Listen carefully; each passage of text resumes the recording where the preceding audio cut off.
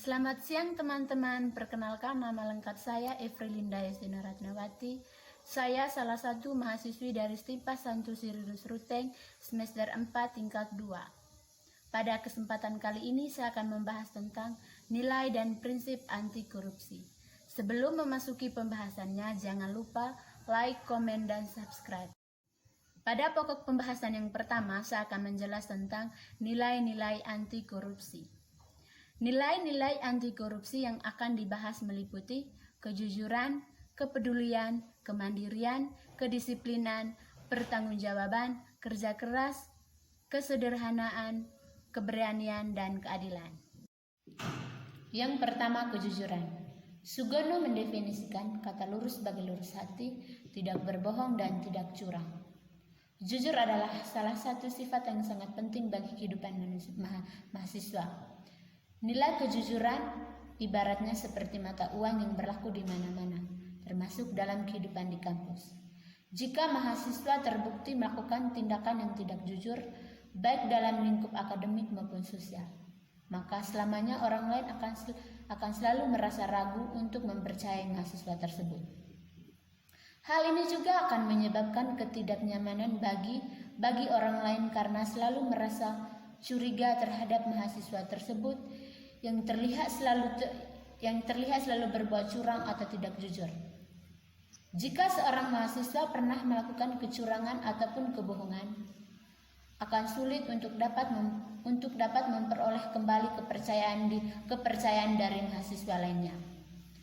Sebaliknya, jika terbukti bahwa mahasiswa tersebut tidak pernah melakukan tindakan kecurangan maupun kebohongan, maka mahasiswa tersebut tidak pernah melakukan tindakan kecurangan maupun kebohongan. Maka mahasiswa tersebut tidak akan mengalami kesulitan yang disebabkan tindakan tercela tersebut. Yang kedua, peduli. Sugono mendefinisikan kata peduli adalah mengindahkan, memperhatikan, dan menghiraukan. Nilai kepedulian sangat penting bagi seorang mahasiswa dalam kehidupan di kampus maupun di masyarakat. Sebagai calon pemimpin masa depan, seorang mahasiswa perlu memiliki rasa kepedulian terhadap lingkungan, baik lingkungan di dalam kampus maupun lingkungan di luar kampus. Oleh karena itu, upaya untuk mengembangkan sikap peduli di kalangan mahasiswa sebagai subjek didik sangat penting. Mahasiswa juga dituntut untuk peduli terhadap lingkungan di luar kampus, terhadap kiprah alumni dan kualitas produk ilmiah yang dihasilkan oleh perguruan tingginya. Selain itu, dengan memberikan kesempatan kepada mahasiswa untuk kegiatan di kampus, kegiatan-kegiatan tersebut dapat meningkatkan interaksi antara mahasiswa yang satu dengan mahasiswa yang lainnya. Hal ini sangat berguna bagi para mahasiswa untuk mengembangkan karir dan reputasi mereka pada masa yang akan datang. Yang ketiga, kemandirian. Kondisi mandiri bagi mahasiswa dapat diartikan sebagai proses mendewasakan diri dengan tidak bergantung pada orang lain untuk mengerjakan tugas dan tanggung jawabnya. Hal ini sangat penting bagi masa depannya, di mana mahasiswa tersebut harus mengatur kehidupannya dan orang-orang yang berada di bawah tanggung jawabnya. Yang keempat, kedisiplinan. Sugono mendefinisikan kata disiplin adalah ketaatan, kepatuhan dalam peraturan.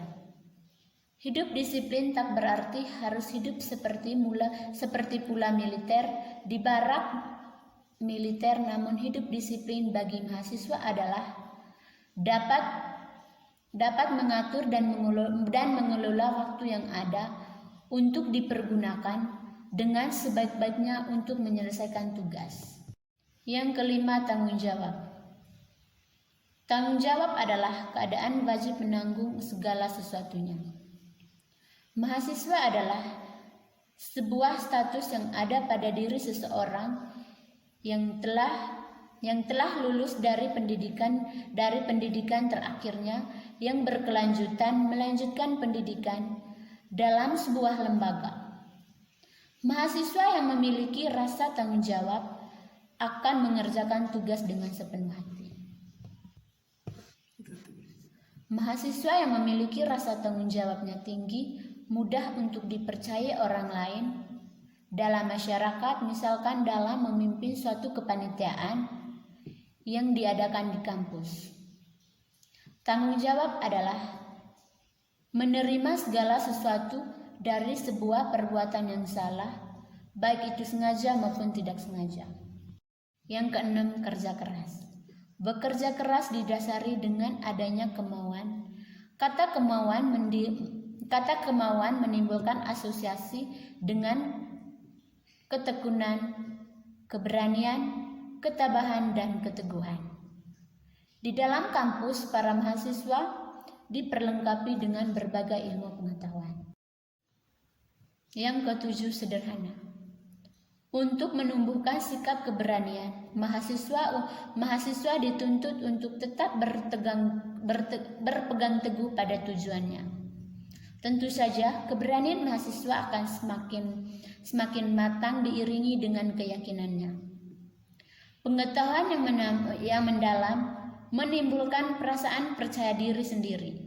Salah satu kesempatan yang terbaik untuk membentuk suatu penilaian sebaik-baiknya adalah kesunyian di mana ia bisa berpikir tanpa diganggu.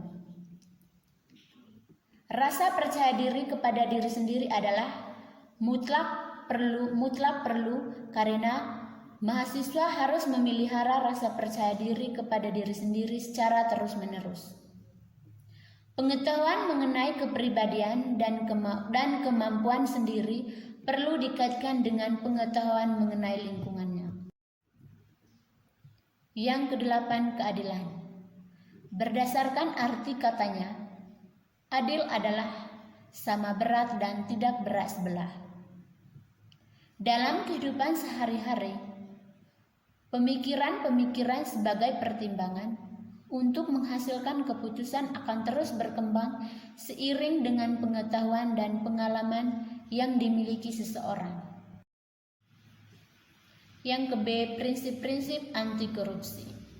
Setelah memahami nilai-nilai anti korupsi untuk mencegah faktor internal terjadinya korupsi yang akan dibahas pada prinsip-prinsip anti korupsi yang meliputi akuntabilitas, transparansi, kewajaran, kebijakan, dan kontrol kebijakan.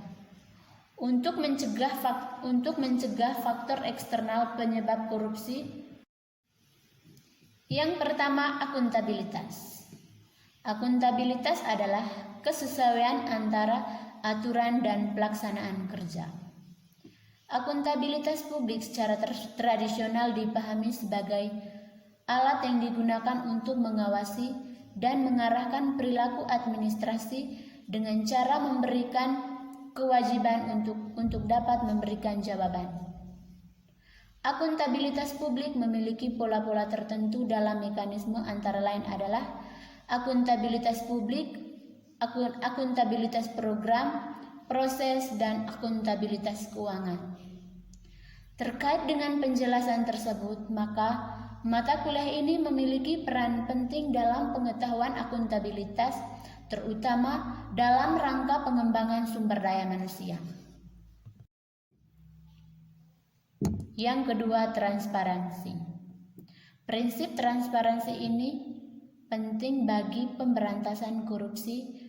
Pemberantasan korupsi dimulai dari transparansi dan mengharuskan semua proses kebijakan dilakukan secara terbuka. Selain transparansi menjadi pintu masuk sekaligus kontrol bagi seluruh proses dinamika struktural kelembagaan. Dalam proses transparansi dibagi menjadi 5, yaitu proses penanggungan, proses penyusunan, proses kegiatan, proses pembahasan, proses pengawasan, dan proses evaluasi. Yang ketiga, kewajaran. Prinsip anti korupsi lainnya adalah prinsip kewajaran. Untuk mencegah terjadinya manipulasi ketidakwajaran dalam pengangguran, baik dalam bentuk markup maupun tidak kewajaran lainnya. Yang keempat, kebijakan. Prinsip anti korupsi yang keempat adalah prinsip kebijakan. Pembahasan mengenai prinsip ini ditunjukkan agar mahasiswa dapat mengetahui dan memahami kebijakan anti korupsi. Kebijakan anti korupsi ini selalu identik dengan UUD anti korupsi. Kebijakan anti korupsi akan efektif apabila di dalamnya terkandung unsur-unsur yang terkait dengan persoalan korupsi dan kualitas isi kebijakan tergantung pada kualitas dan integritas. Yang terakhir, kontrol kebijakan. Kontrol kebijakan merupakan upaya agar kebijakan yang dibuat betul-betul efektif dan eliminasi semua bentuk-bentuk korupsi. Itu saja materi yang saya jelaskan pada kesempatan ini. Jika ada kata-kata yang kurang, saya minta maaf. Sekian dan terima kasih.